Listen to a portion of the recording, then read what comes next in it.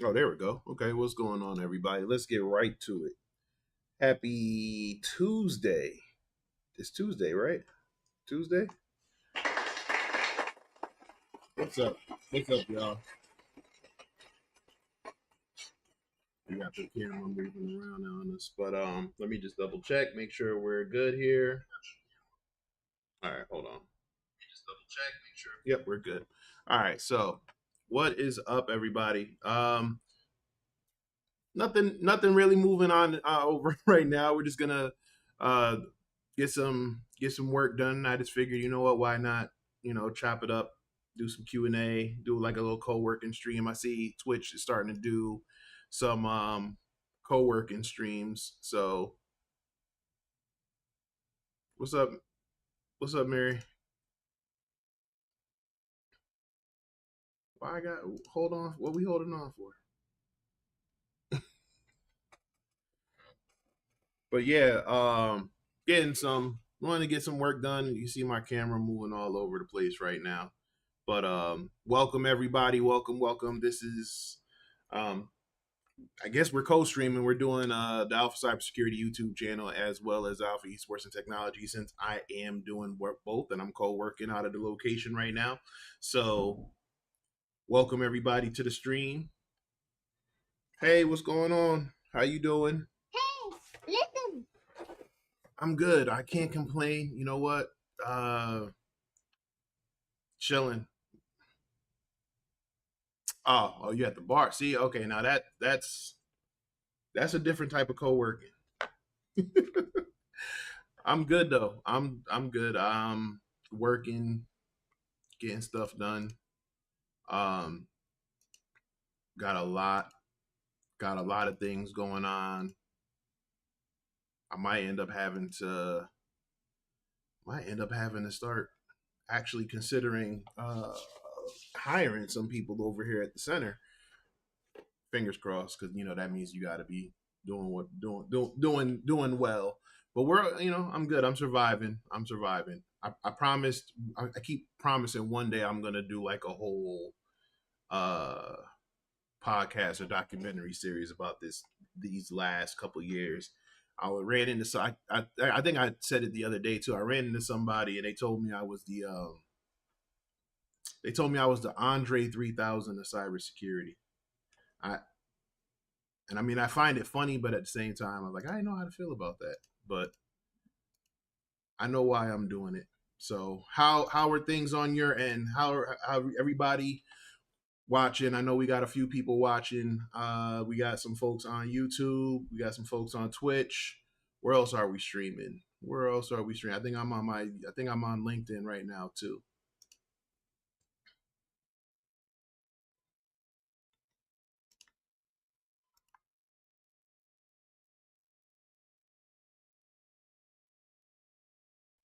Bring me to. Hey, look. Let's. Hey, you already know. You already know what it is. Just say when. Like I said, we've been busy, man. It's crazy. I got so many things going on. In life, personal, professional, business side. Um, I have I've been talking about it for a while now. I'm preparing to have my daughter head off to college. It's it's some crazy times right now. I'm grateful, stressed, exhausted, excited, frustrated. What else? I think I've gone through all of the emotions, man. Like I said, in these last, we're in 2025 now. So, yeah, so these last year and a half, 2 years, whew, the crazy part is I feel like I haven't been able to, I want to record the content but I feel like y'all know me, especially if y'all followed me from my InfoSec Unplugged days and some of my other rants. I feel like once once that opens up, I'm gonna ruffle some feathers, but we know how we know how I love to do that. But anyway, um, yeah, it's been wild is an understatement. Just do it. I will. I will. But like I said, it's different when you're trying to appeal to a different. I'm not gonna say appeal to a different audience, but when you're trying to make sure you're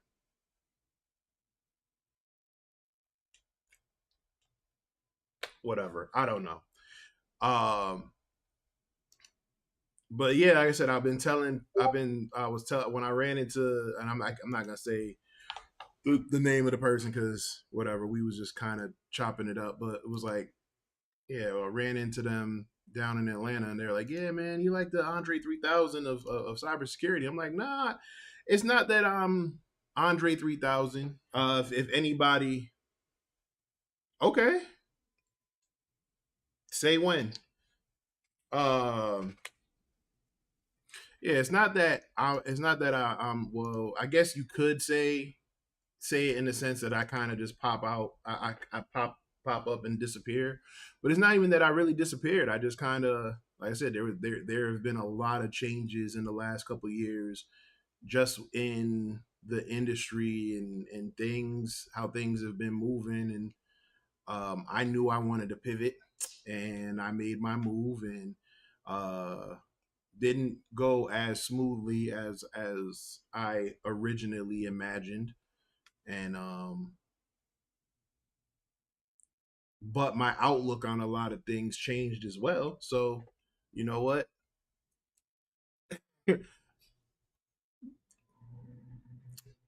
You try to do you try to do things a certain way for for a while, and I felt like it wasn't appreciated to a certain extent, and then you also have the nonsense and the BS that go along with it, and then everything that's just kind of been happening in the world, not even just in the tech industry, but just in the world with everything. It just kind of was like, you know what, let me just lay low, reevaluate, and do what I got to do. And like I said, luckily we've been blessed enough to, hold the fort down while going through that transition and building out this center. Um, and doing it our own way. Like they're like the crazy thing that didn't I don't think I really fully understood was when I decided I was gonna open up a gaming and tech education center. I thought it would be less stressful, not so much as less stressful from the business side. Like I figured there was going to be the stresses of being a business owner, but I figured it can't be as bad or as political or whatever as the tech scene. And boy was I wrong. Ty, what's going on? Listen. So yeah, I like it is just as bad, if not in some cases worse. So having to navigate that and navigate it independently. You know what I'm saying? Like one thing that I wanted to make sure of was that regardless of what we did it, we own it. When I say we, I mean, me and my family. Um, the lies you tell. What lies? What am I lying about? But yeah, the making sure that it's owned by us, and there aren't people, and that I don't answer to nobody. If we succeed, we succeed. If we fail, then we fail. But it was something that I felt like it's a move that I wanted to make, and I wanted to do it, independently. And like I said, it was crazy. It wasn't easy. It reminds me of a DC Young Fly and 85 South. They did an interview with Charlemagne and on the Breakfast Club. As a matter of fact, I think there was a clip.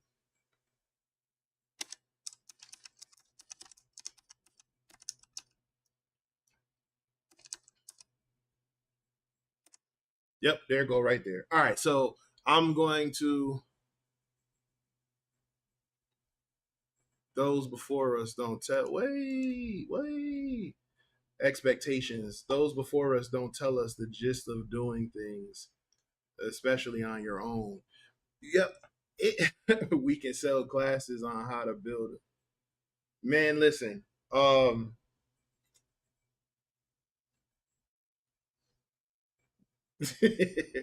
how do I want to go?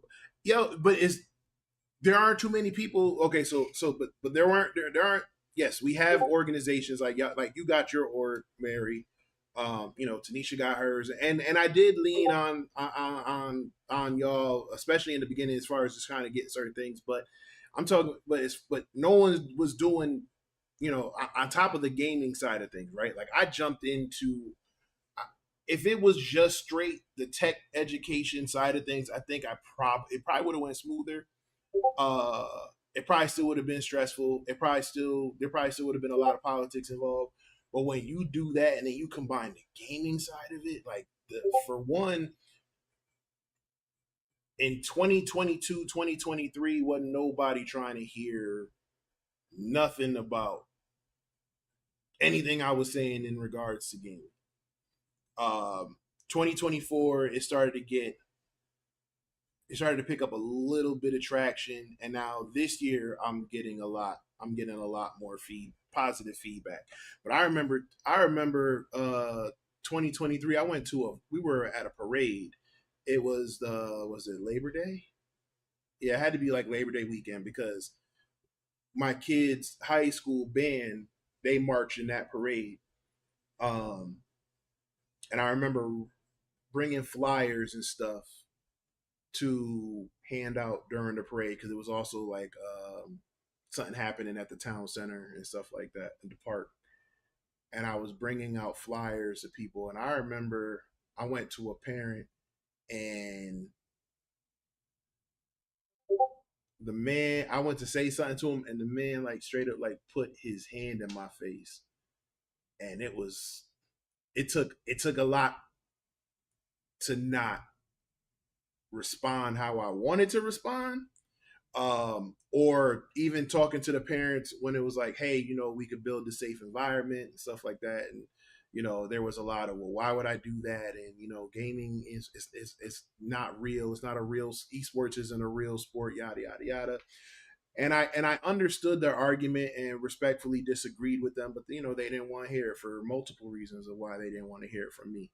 But now, especially in Georgia, when you got kids going to school on scholarships for gaming, and you're seeing the type of money that they're throwing around in some of these tournaments, like there's the Fortnite championships is next month in France, or in September in France, and it's $2 million on the line.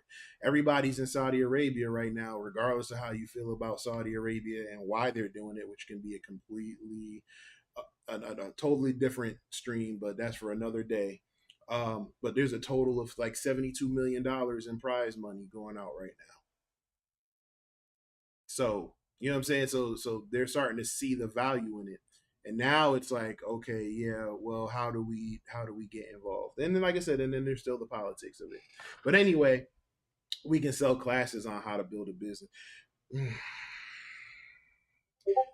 I have a smart. Whoever said that about esports has never been to Vegas. Yo, that the the crazy part is I see it's also who delivers the message, right? So I see people, I see people on social media who ridiculed me or said whatever they said. I won't say they ridiculed me, but they said whatever they said about esports not being real and whatever, and it's a waste of time and all of that. But then Clinton Sparks, he's a producer, DJ. T Pain, I think Jermaine Dupri, Neo, a bunch of celebrities started a gaming league, right? It's a celebrity ran gaming league. And they did the first event out of Vegas. They did it at the HyperX Arena in Vegas. And the same people who sat here and disagreed with everything I had to say about how you can build communities, how it brings people together, how you can teach transferable skills and all of that. This right? They told me I was talking crazy, but then they see because it's T Pain or because it's a celebrity. Now it's like, oh my gosh, this is this is a game changer. This is crazy. I can't believe no one started this before.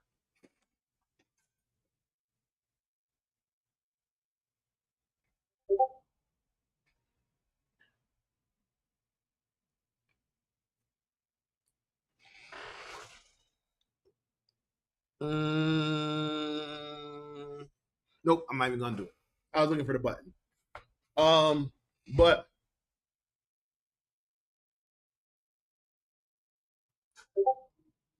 so it's all on against and Mary, I think it kind of goes back to what you were saying about the build the business because there's this I had a sarcastic statement about that too because you know how that go.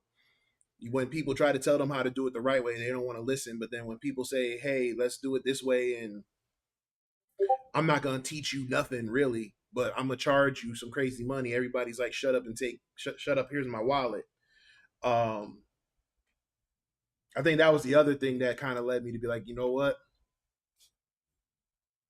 I'm gonna head out this way because y'all weren't not y'all, but people weren't trying to listen to what people were trying to say. Oh, but yeah, and like I said, and to your point about the training groups and facilities, I mean, there are professional teams like leagues.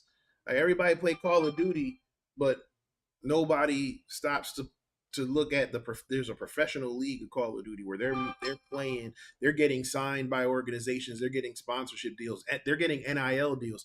There's college kids who do streaming and gaming and esports, and because of the following, because of the popularity in the games that they play, they have bigger NIL deals than some of the athletes that play for the college teams. Like when I saw that stat, it was like, wait, hold on, what? Okay, I just got off the phone with one of the league organizers for one of the leagues that my kids compete in, um, and he was telling me that um, one of the kids in the league, one of the high school kids in the league, got a full ride scholarship to Syracuse University for Smash Brothers. For Smash Brothers, so that's the crazy part. Is like Smash Brothers isn't even considered like I guess a tier one title, but they got a full yeah. What's going on, Chaos Rain? Yeah, by playing video games, right? I know kids down here who've gotten scholarships. Um, there's a story I didn't meet the kid personally, but I know I know one kid who got a scholarship for League of Legends and actually advocated for a young lady who was on the team, but I guess she was like a better manager or like almost like coach as far as like teaching them strategy and stuff like that. And she got a scholarship as well because he was like, "Yeah, man, we probably wouldn't have been as great as we are if it wasn't for her." And they were like, "Okay, you come too." Chaos, yeah, I got a Discord. It should pop up. Coworkers, man, look, Smash Brothers is Smash Brothers. Even though they said Mario Kart is one of the more stressful games. Um, but yeah, you got I just came back from North Carolina, right? I went to North Carolina last month with my Fortnite team. So I have a Fortnite team. I have a middle school Fortnite team. They actually came. They both teams because they play as duos. Both of my teams were top eight and were in the top eight of the country, and we got invited to the All American tournament. They held this tournament in like 3 or 4 different locations across the country because obviously we all couldn't be in one place. You know, they not making money like that. But we went to North Carolina for 3 days, and hold on, chaos. I just threw it in the chat. But yeah, we went to North Carolina for 2-3 days and competed in a national tournament. Now, mind you, what we didn't know at the time is even though both my team, both my so all 4 of my kids competed, they were top 8. We didn't know that we were playing against all high schoolers. So now we played against like 25 other high schools. We came in 17th, right? And I say that proudly because we competed against high school kids. Okay, so these are sixth graders. Actually, these are 3 sixth graders and a 5th grader, right? I actually had to get a waiver for him to play, but he really wanted to play, right? But on top of it, everything that they learned in the time that we were together, right? So the communication skills, the leadership, the collaboration skills, the problem solving. And see, the other thing is I I didn't say I coined the phrase. I believe in the term of using gaming as, I call it the cheat code. I use gaming as a cheat code to teach skills for future careers. Right? So we have training platforms. They know about online safety. They know about, like cyber safety. They know about how to avoid phishing. They know about they know about proper like hygiene as far as sleep, rest, exercise. They know about being a good citizen. These are things that we also incorporate into our programs. And it's, like I said, it's starting to pick up now, but when we were doing this before, it was wild. But yeah, they got but in this tournament, that's what I was getting at. In this tournament that we competed in, the prize was $2,500 in scholarship money. So the winning teams got money towards college.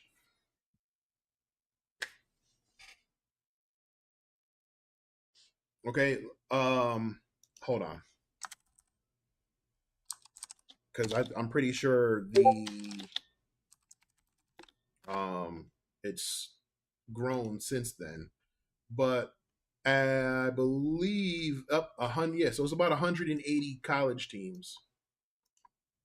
There's 180 college esports programs right now. I mean,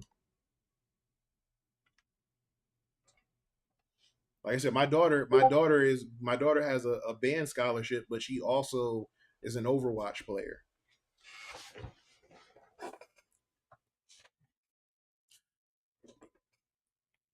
So why, if there's an opportunity there, let them do something they love. So yeah, but one of the things. So hold on, I was gonna say, as far as being independent, I'm gonna share this. Let me know if y'all can hear it. And excuse, like I said, excuse any language, but yeah. So, what's been the biggest lesson in ownership y'all had to learn the hard way? Niggas don't want to fuck with niggas that own shit. Dang. Yeah.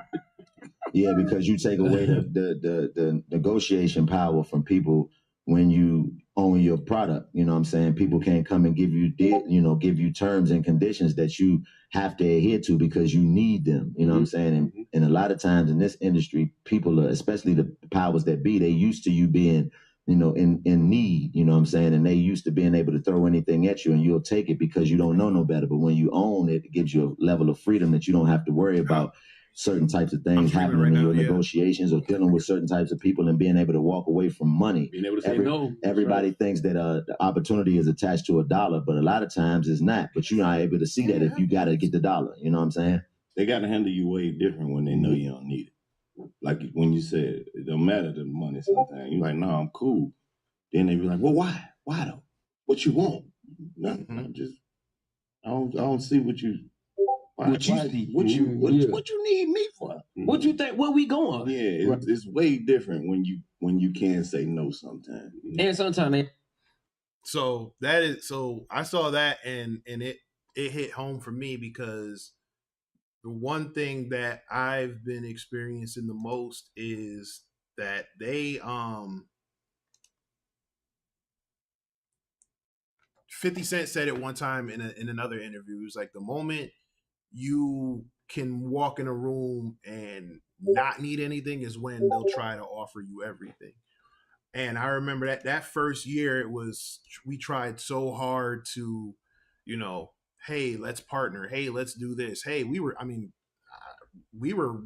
giving out the center space for free at times, just to kind of get people in here to see it and to and then hopefully like have that go back and whatever. And we were reaching out to the schools. I mean, we were practically begging. Like I said, we were getting turned away rudely.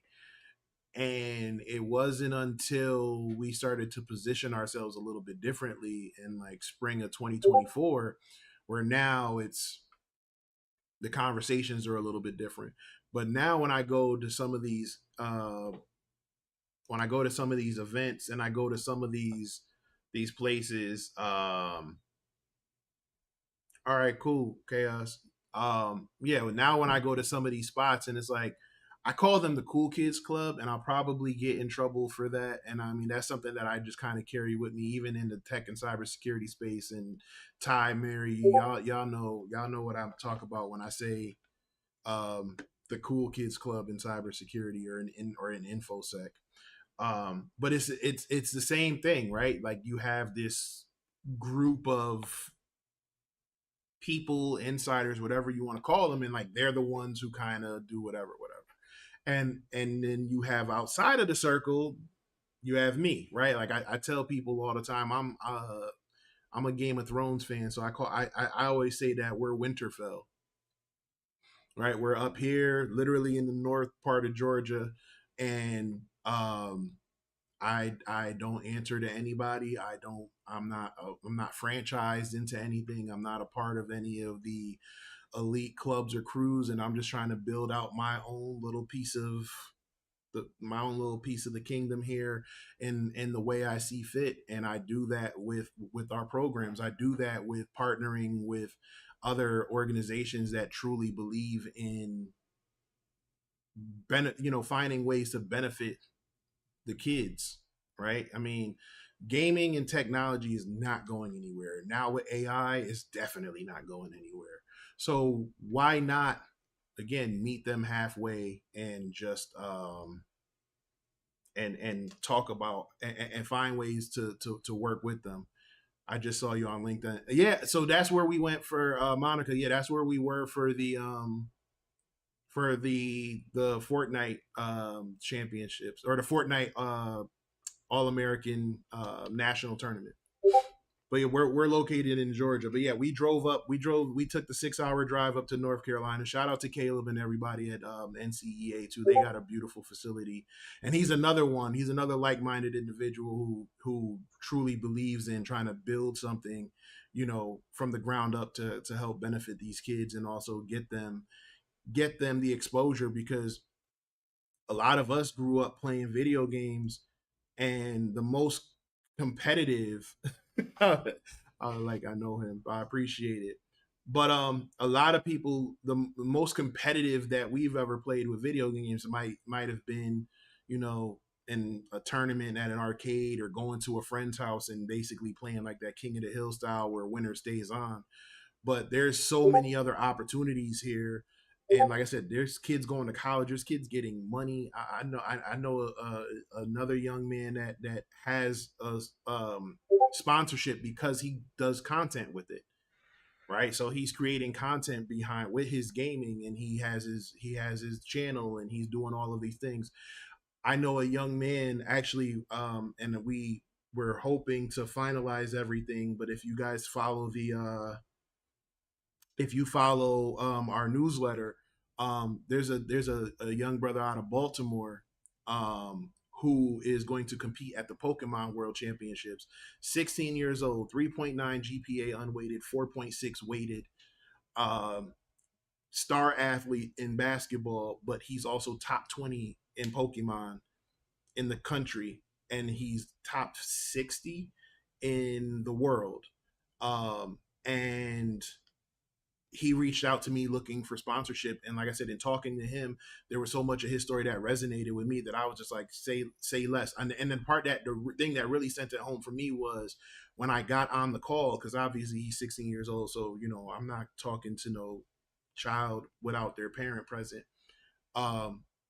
His dad got on the call, and his dad said the same thing. His dad was like, you know what, he's playing the game, and we were like, all right, cool, as long as you do what you're supposed to do. So it started off as they just looked at it like, okay, this is his hobby. As long as he does his chores and he keeps his grades up and whatever, he can do it. And then they started looking more into it, and then they said, all right, you know what, let's go to this competition. And then he went to a competition and he did well. And they're like, man, we think he got something. And then they went to another competition and he did even better. And now they're looking into, okay, how do we do this and incorporate it into everything you're doing with school and basketball and stuff like that. And then they went to a regional tournament and he ended up beating the previous year's champion. So now they're like, okay, boom, yeah, we definitely got to do something. So don't go nowhere. I'll be right back because I did have a guest that just walked in. Give me a second, and I will be with y'all momentarily. The camera's gonna follow me. No, you're good. I just came to say hi. Oh, okay. Yeah, man. Yeah. I didn't want to interrupt. No, you're good. You're good. I didn't want to interrupt, especially if you're streaming on me. Yeah. How are things? I mean, good. Yeah. Yeah. I see on your switch too. Man. It took a while. No, we found it maybe the second week. So we went to, actually no, that was that same weekend. So it launched, and then I called the GameStop, and they were like, "Hey, if they don't, whoever doesn't come this Friday, we're putting it back out." So we ended up actually grabbing 3. So so we got one here for here, and then I got my wife one, of course, and then I have a third one that kind of goes back. I'm on your wife, like, I don't know. Yes. 3 weeks ago. Yes. She told me. So we got those, and then just kind of been dealing with everything from there. We've been, like I said, we're winding down. Our summer camps are done, so so now we're getting ready for the fall. We actually were doing a backpack drive this Saturday, so bought a bunch of backpacks.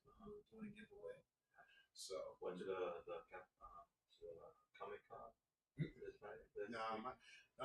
I'm getting ready for my daughter. My oldest, she's about to leave for college. So Never did that come. she's in the band with she plays trumpet. So she has a scholarship. She actually got to perform at the MLB All-Star game on Tuesday. Yeah, so while they were doing the start, it was huge. Yeah, it was huge.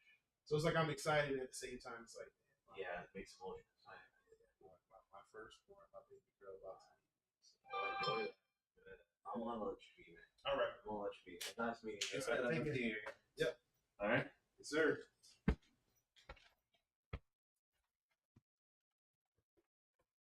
Y'all didn't see? Look. And that's the thing. The camera follows me until it don't. Sorry, I hope I don't give anybody motion sickness. All right. Hopefully y'all didn't leave me. Ty, Mary, Monica, Chaos, y'all still there?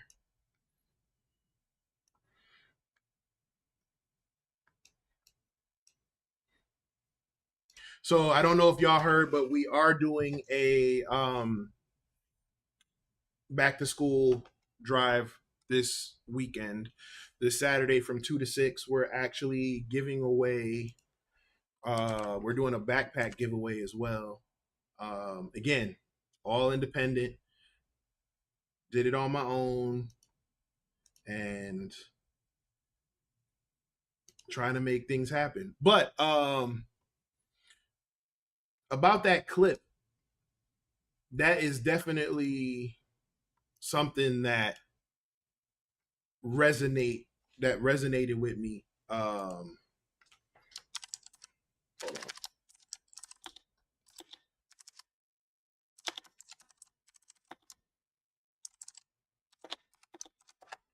Yeah, so that clip definitely resonated with me for multiple reasons because that's exactly what I experienced. You have so many people, and I brought this with me from the, I guess, from the cybersecurity side of things too. You have so many people who try to, and I'm not trying to say it in a, there we go. I'm not trying to say it in a harsh way. All right, so let me preface it by saying that. Um, you have so many people who work so hard just to assimilate or fit into what everybody else is doing. And that's never been me. Actually, you know what? Let's keep it a buck. That was me when I first got started, right? Not in the center or what I'm doing with esports and STEM and the education side. But when I first got into tech, I felt like, and I'm pretty sure if everybody's like really honest with themselves, everybody probably felt like the best way to be successful, the best way to be in the mix is to be in the mix, right?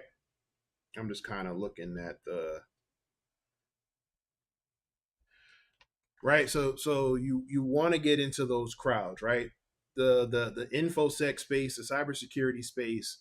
There are there are some pockets that everybody at one point or another strives to be in. And then maybe around I'm tired of trying to fit in. I struggle with the cybersecurity. Man, look, so it's I want to say maybe for me about 6 years ago or so, I really started to kind of look at it and go. I really started to pay attention to my own value, right? My own worth, and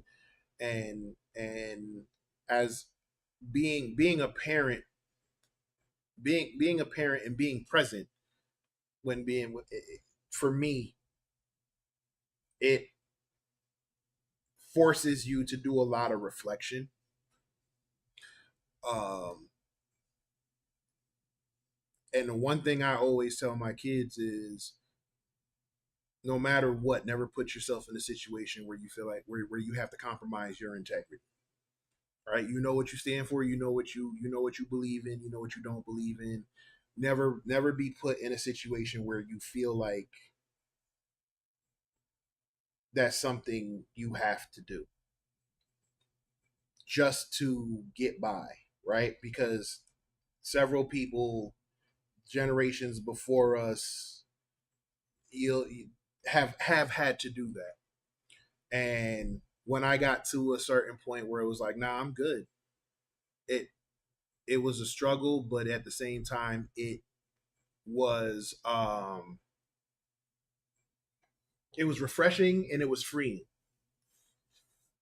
So now I take that with me everywhere. And like I said, it's probably gotten me in a lot of trouble at times. It's probably part of the reason why I've struggled and struggle for other things, but I'd rather do it that way and come out on the other end knowing that it was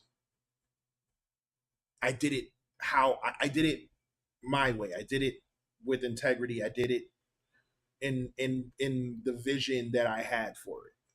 So that is something that I instill in my children, and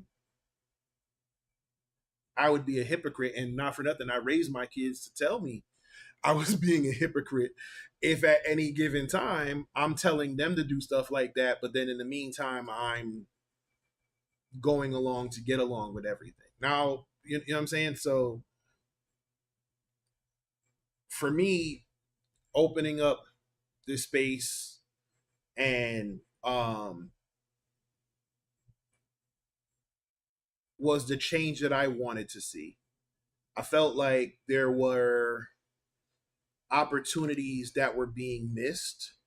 I felt like there were um, things that weren't being said or being told properly, right? Going back to the joke back and forth that what I was saying with Mary earlier, as far as, oh yeah, we can create a course on how to do it, right? There you got so many. I'm just gonna call it. You got so many grifters in the space that are teaching things that they know nothing or know very little about, but because it is the sexy thing, they are they're doing it and they're running away with it. Um, and they're not teaching the truth, right? There are very few people who are teaching it the right way and being honest about what they're doing. You got some you got some folks out here who are just whatever and doing it and just mm, and in those situations, like I said, I feel like the kids, the younger generation, they're the ones who are going to suffer because they're the ones who are going to get the mixed messages, and it's going to be so hard for them because they're gonna go into it thinking that it should be one way, because they saw a trending post or they saw something that went viral, and they felt like that's the move, right? To do it fast, and we joke about the six figures in 6 months and all of that. Whereas the truth of the matter is, there there's a process. It's a process. So when we decided, and I say we because, like I said, it was a lot of conversations I had with my wife. And the funny thing is, all of this came to be, for my folks who are listening on the from the tech and cybersecurity community. All of this really came to be, I'll probably say late 2022, but it really set for me at an award ceremony in DC late 2022. I'm sitting at this award ceremony. I'm sorry. Thank you for thanks for tuning in. I appreciate the comment. As a young generation, I feel that globalization is too much. No, it is, and the thing is like they're not. We're not being honest. Well, people aren't being honest with the younger generation, right? The younger generation, it. I'm not gonna say is right. It's better or worse. I'm gonna say it's different, right? We are we're better educated with things now that we didn't have growing up, right? So take, people who are neurodivergent or have ADHD or anything like that. That was taboo when we were younger, right? Like we didn't talk about it. We didn't go to the doctors and stuff like that. And it was like, I don't give a, you gonna sit down and just, you're gonna figure it out and whatever. Now there's different, now that we know that there's different ways to approach them. How do we approach them? Okay.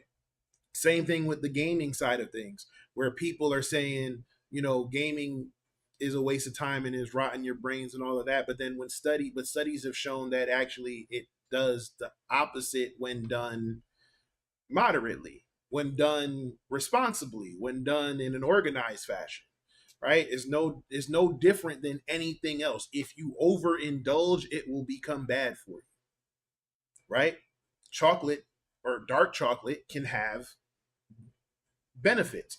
If you overindulge, it can be problematic, right? It's no different than anything else, right? So anyway, we felt like Lily. I'm sorry, Lily. I do see you. I'm sorry. What's going on? So I do feel like with the education side of things, when you teach them in a way, teach things in a way that I'm good. Like I said, we're just kind of working. Got some people in and out of the center, so I figured I'd just do a live stream. So not kind of relaxing on a Tuesday evening. Thanks for tuning in, though. But yeah, so when you have something like tech, and we're located in Georgia, so when you have something like tech that is a multi-million billion dollar industry, but then you have people who are telling you the wrong information, you're setting up a generation of people who maybe who are interested in this, but now because they were given the wrong information. I appreciate the comment, but when you have people who are given the wrong information and now they go into it and let's say they fail or they struggle or they don't know, they get blindsided. Oh, thank you, I appreciate it. um they become discouraged, right? For example, we do I don't stream daily, Lily. I try to stream when I can. I'm hoping to get on a regular schedule in the fall. That's actually one of my goals. But like for example, we have a tech career exploration club that we teach here. It's a 6 week program, and it literally goes from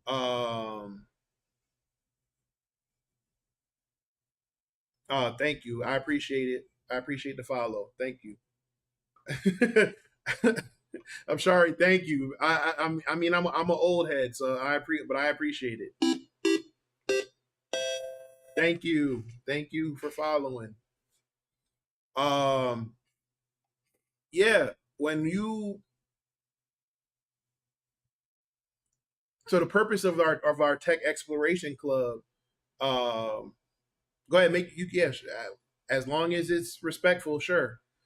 Um, we start from the beginning. We start from the basics of computers, right? We talk about hard drives versus RAM. We talk about motherboards and everything like that, and then we gradually uh, get into the more technical things. So we start talking about networking, then we start talking about cloud, and we start talking about cybersecurity, then we talk about AI.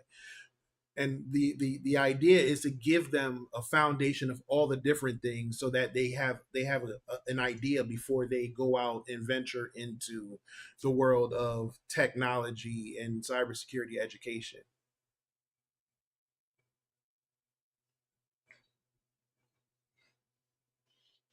Twitch kick affiliate services. Okay. Okay. So I can that's something I have to probably give a thought or two about, Lily. But I appreciate the comment, the suggestion. But yeah, so that's basically the concept of that, right? So the idea behind that is to now give them that foundation. And then but throughout the whole process, throughout the whole 6 weeks, they're being told, hey, this no matter what path you take, you're going to grind it out. You're gonna have to study, you're gonna have to get these certifications, you're gonna have to lab, you're gonna have to do all of these things. And the reason why we do that is because we want to set the expectation. We set the expectation to them early so that they know that you're not just going to do this and then in 3 months, 6 months, 9 months you're just going to jump into a six-figure salary. No, you're going to work and you're going to go through the process. So I think that's something that's not being told to the kids because they feel like, whether it's because of the attention spans or because it's not the flashy, sexy thing to say, they're not telling the truth. They're just saying, "Oh yeah, go through my boot camp and go through that." And there's nothing wrong with boot camps. I'm not saying that boot camps are bad. Not all boot camps are bad. I'm saying that we need to be more honest and upfront with them, because now when they get discouraged and now they feel like they can't, that they failed, or that they're not going to succeed. Now what? Now we're gonna now you have to pick them up, bring their spirits back up, and start all over again. And yes, sometimes people fail. Sometimes people need to fall and fail and dust themselves off and scream into the ether, and then go um and then start all over again. I've seen companies disregarding Pen Test Plus being phased out. What are your thoughts? Uh, I don't know why. I don't know why. I don't know why they would phase out Pen Test Plus. If you're going to phase out Pen Test Plus, then phase out CEH.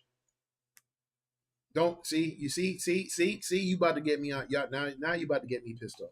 But anyway, but what I've seen, and again, it's not anything that I'm just speculating on. This is stuff that I have done in the last 2 years, working with kids, seeing the highs and the lows, and working with them to see how they respond to it. Set the expectation early. Tell them that it's going to take some work. Be honest with them. Right? I've been in tech. I've been in tech in some capacity for over 20 years. I did not see a 6-figure salary, like my base salary. I didn't see that until year 9. I mean, I was always close, but that was because I was working crazy overtime and I was getting paid hourly. But as for a base salary, my first pen test job, my first pen test gig, like official pen test in a pen test shop, I got 92K, but then I got like profit sharing. So that put me over 6 figures, because I would get, an extra, sometimes 1,000, sometimes 1,500, sometimes 500, whatever. But there was profit sharing. So my base was 92 plus, I think it was like 15% profit sharing or something like that. Okay, that was my first pen test job. My next pen test job, I was at 110. And this is about 2 years later. My next one after that, I was at 115. And then I jumped into the AppSec space and I got up to 140. And then when I worked, and then my next AppSec job, I got up to 170. So but this is years later. This is, like I said, this is halfway through my career now.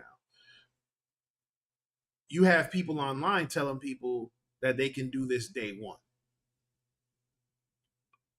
That's not,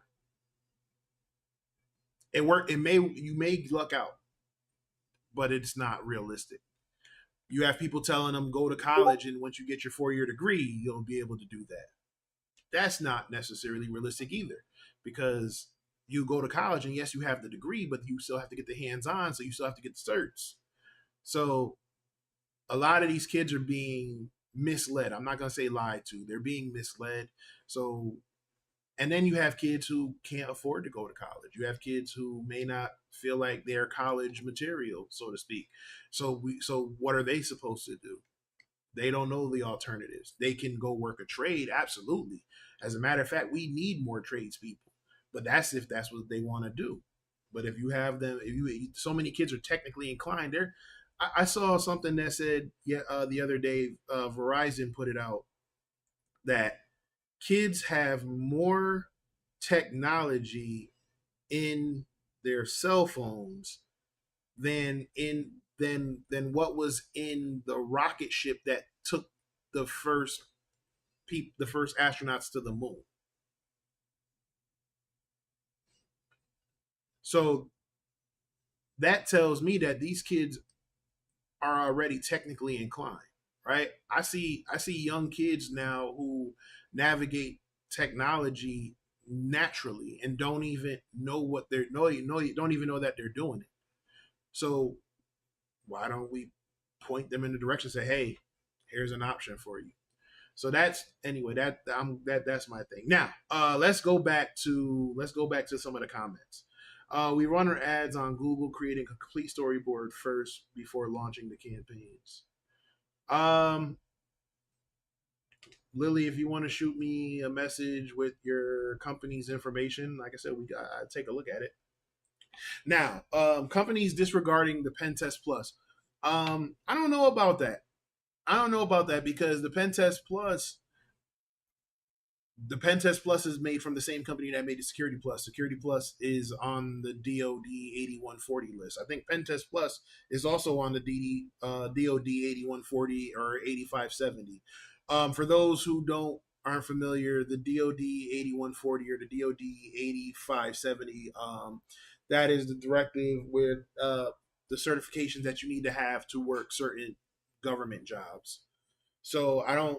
So for me, I don't understand how they're going to disregard the Pen Test Plus, but then still keep the CEH when I mean the CEH is more technical now, but for a while there the CEH was just multiple choice, essentially the Security Plus with some questions in regards to penetration testing. So I don't know. Um, I've seen a shift where they really want people to know their stuff. When we talk about entry level pen test jobs now, they still expect you to have a high level of knowledge in regards to pen testing. That's the shift that I've seen. I've also seen a shift in the salaries, but I think that's something that we've talked about quite a bit, especially in our other Discord. I think that was done by design a couple of years ago. There's a whole thing around the money that was being thrown around during 2020 2021. That COVID money, the COVID salaries were crazy. Like you had people making some serious money because they had the extra funding or they had the extra tax breaks or whatever it was, but they were throwing around crazy money to basically poach people back and forth from companies to company, and they were throwing around crazy money. Now all the crazy money is being thrown at AI. So all the other salaries are being skimmed on, and they're throwing it at AI, right? I think. Hold on. Like I said, yep. Do do do do do. Yeah, there was a story. Like I said, there was a story in Reuters, and I mean, I'm not gonna go into the whole thing, but there was a story in Reuters where Sam Altman, the head of OpenAI, the people behind ChatGPT, he said that Meta, so Facebook, Instagram, the VR headsets, they were offering his employees at OpenAI bonuses of up to $100 million to recruit them. because they're trying to ramp up their artificial intelligence strategy, right? So I'm sorry, they're offering $100 million bonuses. Is crazy. How you doing? Give me 1 second, y'all.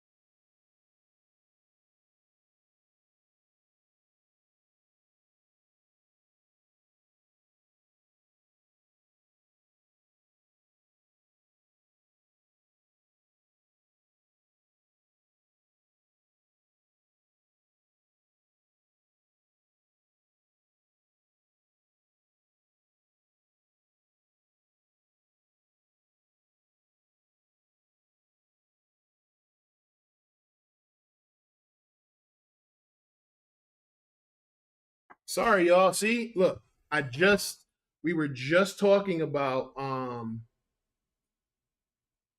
we were just talking about AI, right? It's right here. We were just talking about AI, and I just had someone come in and ask me to essentially coach them. It was an older individual, but they came in first talking about their grandchildren. They have 14 grandchildren, and they're all into gaming, and they wanted to inquire about what we do. And then once, I guess she said she saw some stuff about me online and asked if I was a person who was also in cybersecurity.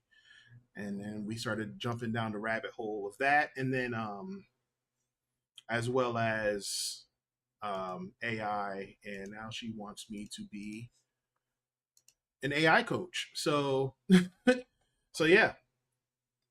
Um, Lily, if you're still here, like I said, send me a message about what your about your company, and I'll take a look at it. Mary, like I said, I haven't heard anything about that about Pentest Plus either. Like I said, for me, if they're gonna, my opinion is if they're gonna do that for Pentest Plus, if they're gonna scrap the Pentest Plus, then that means they should scrap the CEH. Just my opinion. But then you're gonna go down the rabbit hole of who gets to stay and who goes, because a lot of the cybersecurity certifications, a lot of the pen test certifications are also shifting, right? You have the OSCP changing. You have is the GPen isn't changing. I said OSCP is changing their structure. Um, is Cyber Mentor is TCM? Is their structure changing? I don't know.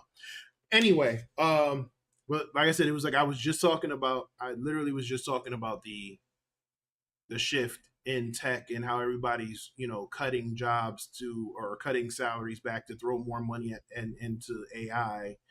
And this person walked in and told me that that they have they know they have someone who works in uh they worked for a recruiting company and they're shifting to AI as well. I'm like, yeah, well, a lot of companies are. I mean, look at what Microsoft did, right? Microsoft laid off, and everybody's focusing on the 9,000 that they just let go in the beginning of the month, but they let go of like 6,000, like I think a month before that, and then they let go of a few hundred here and there, and a lot of it is so that they can focus, they can shift more in on the AI side of things. So definitely got to get folks. We definitely got to get folks, especially these kids, a fighting chance. Um, when it comes to AI, when it comes to tech, when it comes to these careers. We got to give them something that they can focus on. Like I was talking to my wife the other day, and I said it's crazy that with all the things that they can do, right? So, like for example, my daughter's going to school to be a lawyer, um, but she has a she has a backup plan. She doesn't know she has a backup plan yet, but she has a backup plan because I've been teaching her about tech and cybersecurity stuff for a while. Up until she made the is it all dev roles? You are you talking about as far as AI is concerned, Rena? Uh, but my daughter, like I said, so she's going to school for law, but she also has an interest in digital forensics. So guess what I'm gonna do? I'm gonna teach her all about digital forensics so that if for some reason it doesn't work out, she has a fallback plan,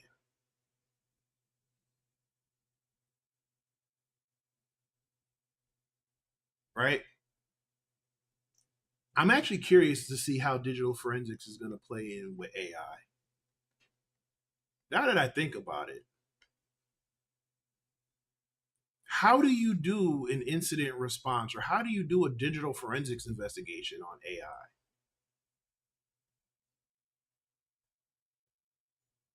I mean, I know how they're going to probably try to use AI to automate the digital forensics investigation process. But with all the breaches around AI right now, because there are breaches. I don't care. Don't let the people fool you. There are breaches. There are a lot more breaches than what they talk about. But I just thought about that. Mary, you still here? Rena, if you're talking about as far as AI and are you talking about the Microsoft layoffs? They did let go of a lot of developers, but they let go of a lot of other roles too. They they focused on the developers and they focused on the video game studios when they announced the layoffs, but a lot if you have connections in Microsoft, you know that there were a lot more people affected.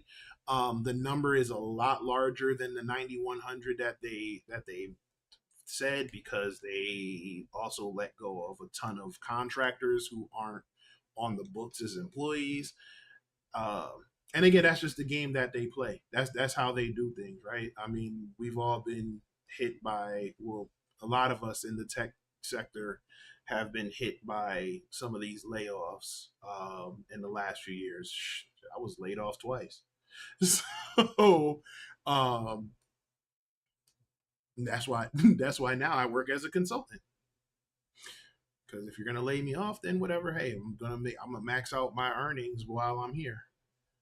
But yeah, where did we leave off? Y'all got me ranting and raving and going crazy again.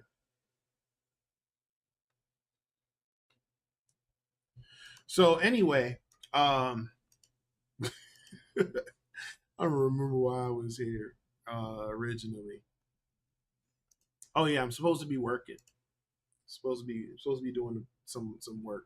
So anyway,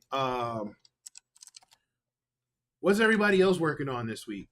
I have, like I said, I have my back to school event that we are hosting on Saturday. Um, I have my esports season that we got to come up that we got to get ready for. So I'm gonna bring my team back in to get back to work, get back to the drawing board, figure out what worked and what didn't work in last season, figure out how where we can improve and how we can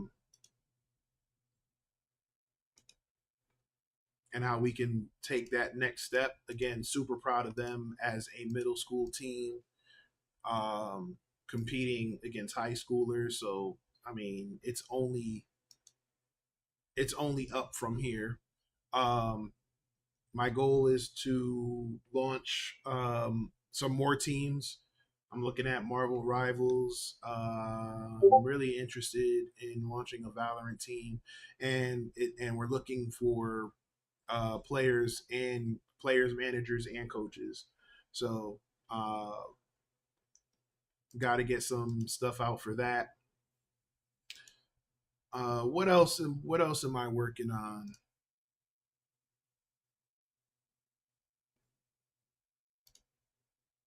What else am I working on, y'all? Sheesh.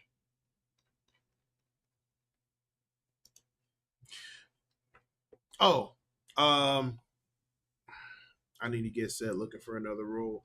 Yeah, Ty, I saw that. Um,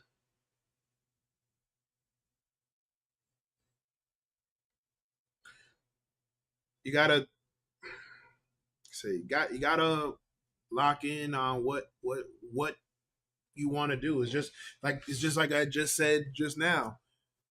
Sit down, figure out what worked, figure out what didn't work, figure out what you want to improve on, figure out what that game plan looks like.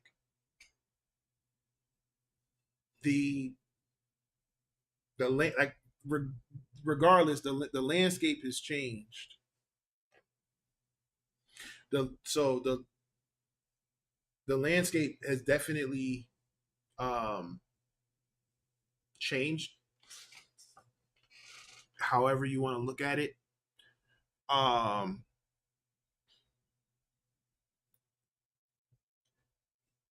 Okay. Why?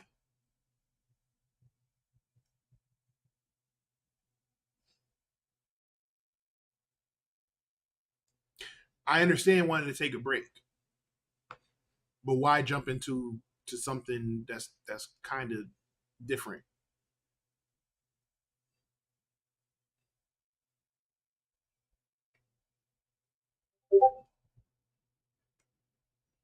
If you don't mind sharing, that's my.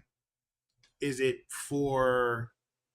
Is it for a job purpose? Is it for something? You know what I'm saying? But why? Because if your web apps and wireless are essentially two separate topics, especially if you're talking about from a pen testing perspective,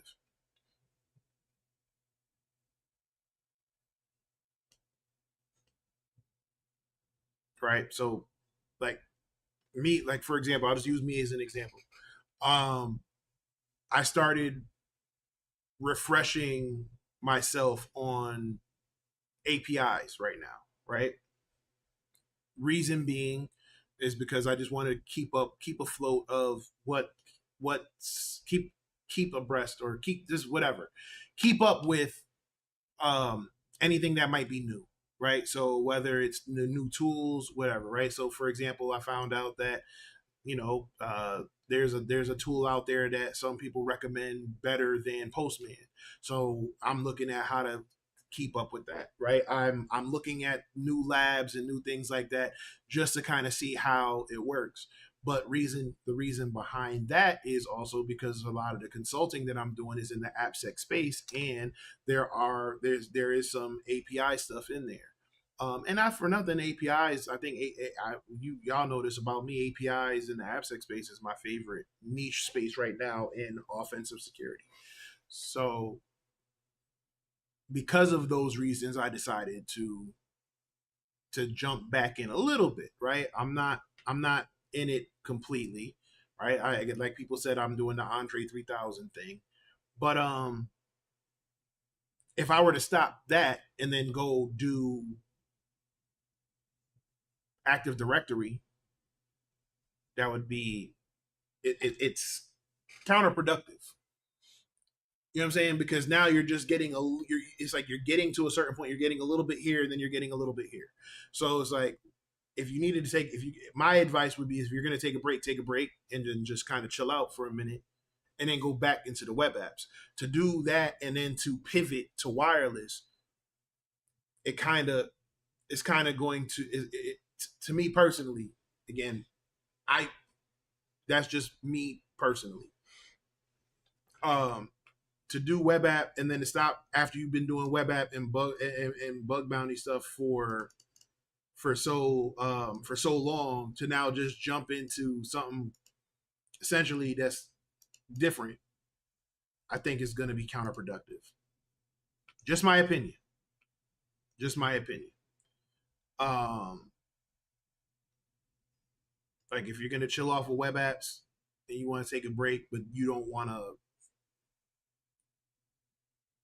fully step away from something, then I would say look at something that's still related to web apps, right? So if you're not going to do if you're going to do web app pen testing and you're taking a break from web app pen testing, but you still want to, you know, fill that time with knowledge, look at JavaScript, look at a little bit of Python.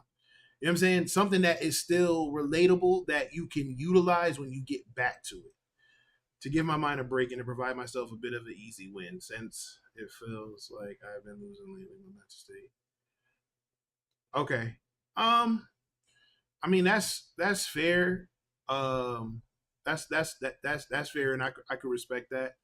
Um like I said, I just think to jump from one element of pen testing to another element of pen testing um might hinder you more than it will help.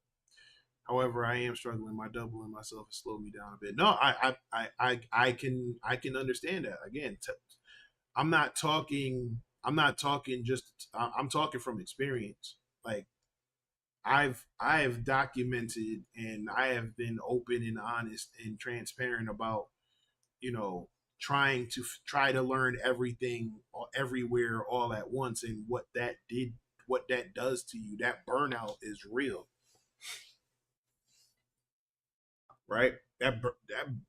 That's why I've never officially gotten the OSCP, right? And then by the time I decided to, I was like, I don't really feel. I've gotten to a point where I knew I grew past it. I've gotten other certifications that are more advanced than it, so I didn't necessarily need to go back and get it. But that whole stretch of me going for that, like that should put me in the hospital, fam.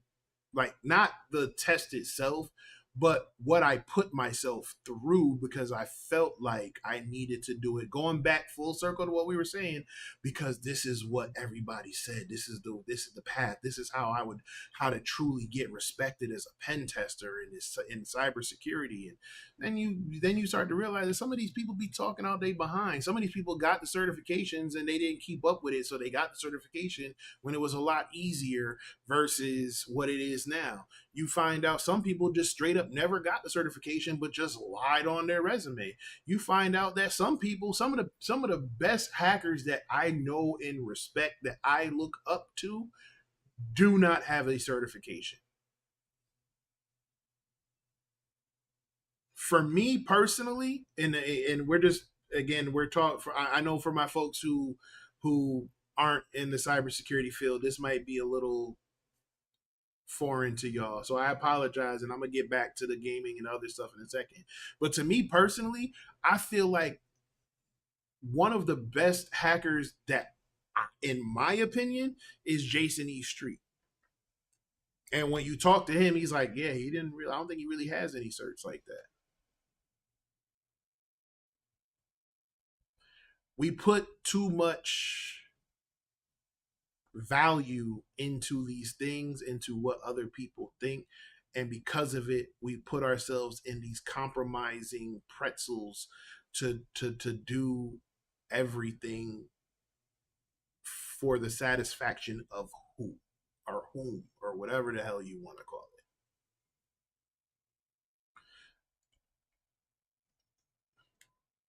There's no you wanting to learn web app stuff is for you, is a goal that you set. Therefore, whatever pace you take it at is the pace you take it at. We've talked about this on streams and things and other chats before. There is no timetable to determine if you're elite or if you're whatever. If you know it, you know it. Like when you go into these interviews, they're not going to ask you how fast it took you to get the cert. They're going to ask you if you got it, and if you can if you retain the knowledge, and if you can explain the concepts. And if you can't explain the concepts, can you find the way to answer the question to explain the concept? Here's another buck here's another thing I'm gonna say right now. Hey, listen. My current what I'm doing currently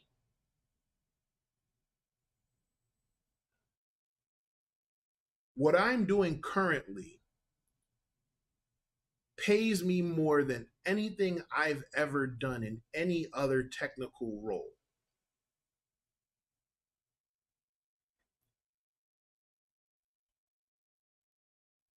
And I've probably done 3% of my time since I've been in this consulting role has been doing pen testing.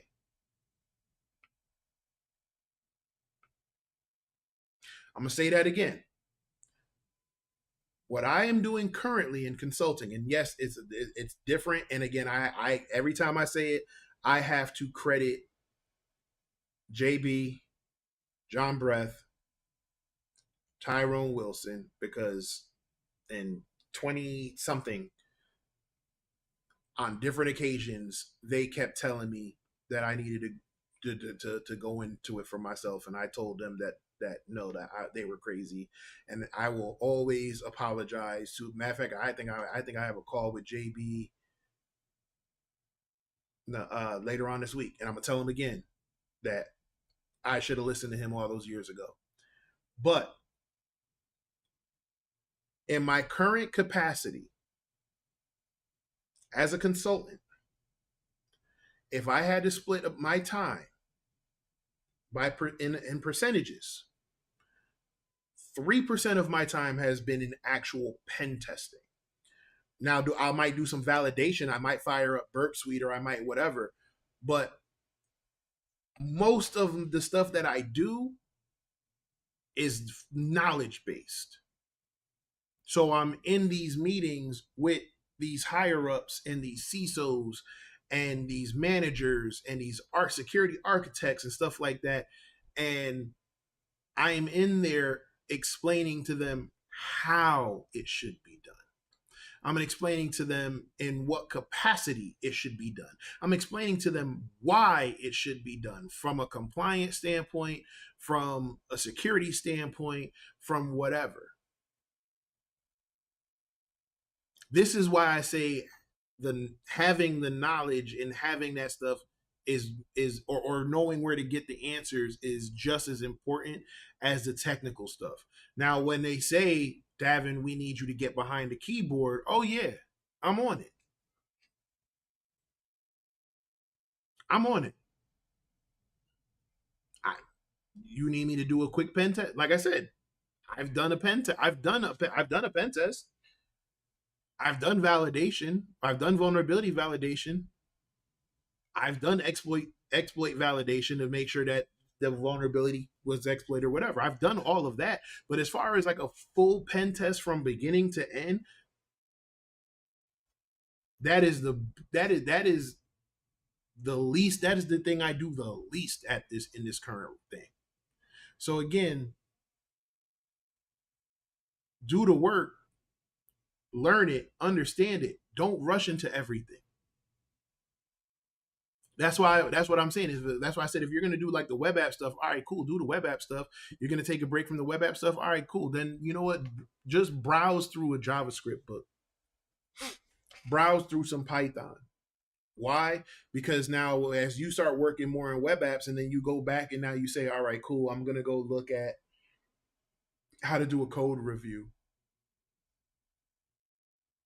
Now you know, okay, this is written in Python. This is JavaScript. This is what it's telling the application to do in the situation. This is whatever. But the jump from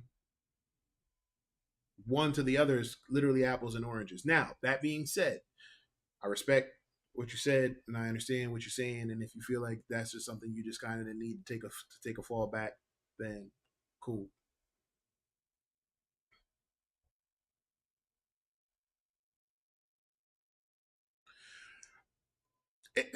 I think again, it's not that I feel like it's more it's patience, man. It's hard to. All right, here's another. And hey, listen.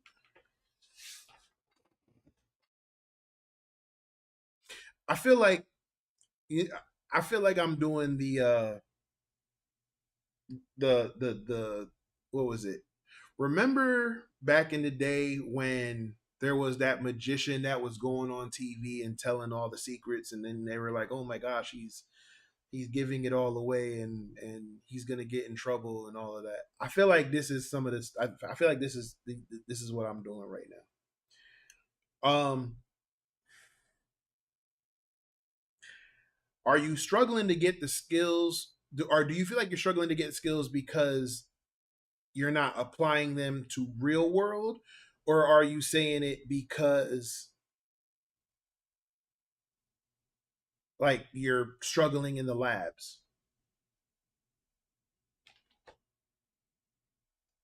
Because and if you don't believe me, y'all can Ask a pen tester who you trust, who will tell you behind the scenes.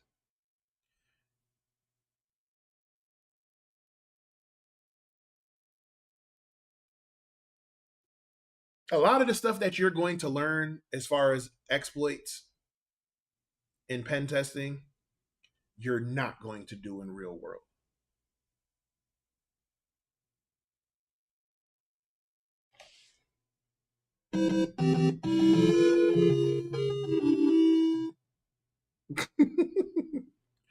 A lot of the exploits that you're going to learn in pen testing, you're not going to do real world. Why? Because of two things called scope and rules of engagement. It is very rare that you will do anything that will cause a denial of service condition in a real world pen test.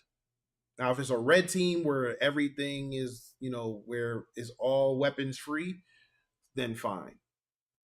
But very rarely in a regular in-house or even third-party pen test, unless it's a red team engagement where you have full authority to do whatever it is you need to do, you are not going to do a lot of the exploits. This is what you're going to do. Hey, listen. You are going to do your reconnaissance. You are going to do your enumeration. You are going to do your vulnerability scans. You're going to do your analysis.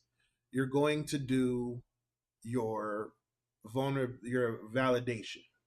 You're going to research and see if an exploit does exist or if there's an actual CVE for it. And does that CVE also include an exploit? You are going to review that exploit and you are going to then determine if that exploit will that exploit break anything? If you're testing an application, whether it's a web app, mobile app, whatever, cloud app, whatever, if you are testing in production, you aren't doing it. You're going to get all the way up to the point where you can fire off the exploit and you are not going to do it. Why? Because usually that means that vulnerability is going to be a high or a critical. You are going to halt testing. You are going to contact whoever your POC, your point of contact is. And you're going to tell them, hey, we have this vulnerability that we believe is exploitable and will be highly successful. Now, some shops will actually tell you to build out a lab environment similar to what you're working in, right? So they'll tell you to build out a quick app or something using the same version of, I don't know, Node.js or whatever, right? Basically create the same conditions that you're currently working in and exploit that in a lab environment. And then if you can exploit that in a lab environment, or you can exploit that in a lower environment. So instead of production, you exploit it in staging or dev or the sandbox or whatever. Anything that mirrors production, you can do it there. And then because you can do it and succeed there and it mirrors production, it'll count as doing it in production. So those are the situations where you might have to do it. But there are times, especially in some of these other sectors, where if you can prove that everything lines up, they'll just say, okay, boom. And when you write the report, you're gonna write the report that says found this vulnerability based on this version of the service that's running. Because of that, there's a CVE that's connected to it. There's an exploit in the wild. However, we did not do exploitation as we felt that could cause a denial of service condition or do something that could negatively impact the target or the client.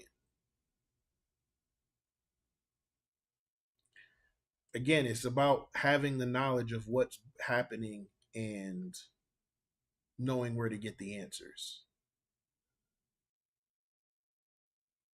You struggle. Okay, so you say you struggle in both as far as the lab environment. So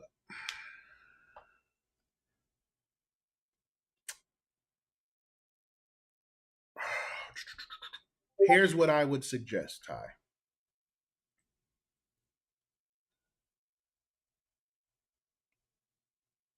Pick a vulnerability and then find a lab environment that has the vulnerability. And then do the vulnerability and then exploit the vulnerability. Exploit it as many times as you want. Right? There's some older lab environments. There's BWAP, there's Matildae, there's uh damn vulnerable web application. All of those, and the reason why I say BWAP is because what I like about BWAP is they have different levels of difficulty for the vulnerabilities. So you can do like a beginner SQL injection and then move up to a medium SQL injection and then move up to a more difficult, like a hard SQL injection, right? And again, go through the process and don't and look up the write-ups. Look up the write-ups because sometimes and a single misplaced letter, symbol, number, whatever the case may be, uh, is the difference between exploitation and it failing. Especially when you do SQL injection, depending on what SQL command you write. Sometimes you have to do a dash dash at the end. Sometimes you have to do a space dash dash. Sometimes you have to do, uh, you know, and quote quote and quote one quote. You know what I'm saying? Like sometimes you have to do that. Sometimes you don't. It all depends. You know what I'm saying? It all depends on how you do it. So that again, find a vulnerability, right? And I think they tell you this in the bug bounty stuff too. Pick a vulnerability, get good with that vulnerability, then move on to the next one, right? So pick cross-site scripting. Do the cross-site scripting labs, knock out the cross-site scripting labs, SQL injection, learn that. Like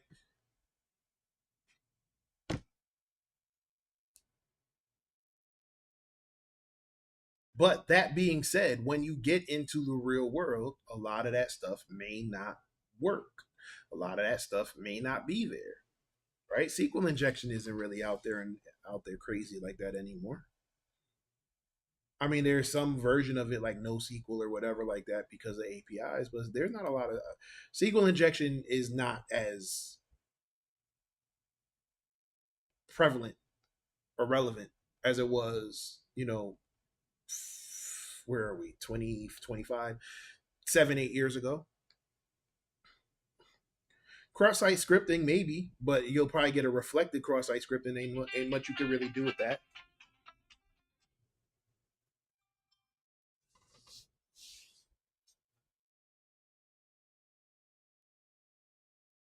So it's just a matter of kind of just if knowing what to look for and following the hunches, right? Like I tell people with APIs, like if I see there are certain things that I look for in the API that tells me where I should go next. But it's all about just having that curiosity. And again, yo, I'm not 100% at every exploit. That's why it's called a fuzz. That's why you're fuzzing. Shoot, my favorite exploit to date that I've talked about, and I'm not going to get into all the details of it, but my favorite exploit to date that we chained together on that crypto app, like that took a couple weeks to from like beginning to end. That took laying in bed sometimes and going, oh shoot, let me try this, and then seeing if it worked. But do you know how many times it failed? Do you know how many times it did? Like eventually did everything and was able to bypass the MFA. Like, do you know how many times that shit crash that not crash, but it didn't work? But if you know it's there, or if you just have that hunch that you just feel it in your bones that it's there. Heck, I'm dealing with a vulnerability right now. What's going on, Gabe? I'm dealing with a vulnerability right now that I know it's there. I know it. I just can't crack it. But I know it's there. I can't get in. I don't know if I can get into all the details because of whatever the whatever. But I know it's there. I know it. I know it's there. And every free opportunity I have, I'm poking at it because I know it's there. I have to find the right find the right command, the right syntax, or whatever the case may be. Yo, in this field, you can't like you're gonna fail way more than you succeed. But no one cares. No one cares how many times you tried to exploit. As long as you don't take something down that's gonna cost them time and or money, they don't care. You know when they care? They care about when you succeed and the impact. They're not going to care about, oh, I tried this many times. So you shouldn't. That's the whole purpose of being a hacker, especially in web app APIs, like AppSec. Hey, listen. For me, the cheat code for that, and this is just me speaking, so I don't want nobody to run with it and go, well, Devin said that this is what it's all about. But for me personally, the reason why I like the AppSec space so much, or I like API pen testing and all of that, is because it allows me to have the curiosity of a child. What do I mean by that? It allows me to be that kid that sees a room full of buttons and goes, what does this do? What does that do? What does that do? What does that do? Okay, well, if this does this and that does that, what happens if I do this, or I mix this around, or I add this command here and it wasn't expecting it?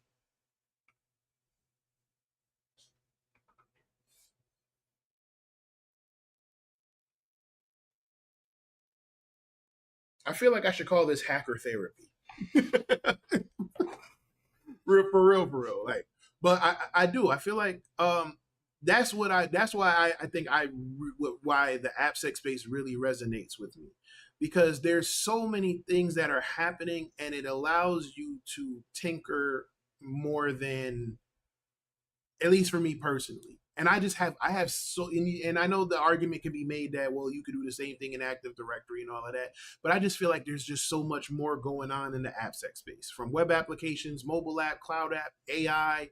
There's way more that allows you to be that hacker in the traditional sense of trying to figure out how things work and trying to get things to work in ways that they may not have intended it for them to work. So don't get discouraged if you're working on trying to exploit something and it doesn't work. I've missed more shots than I've made.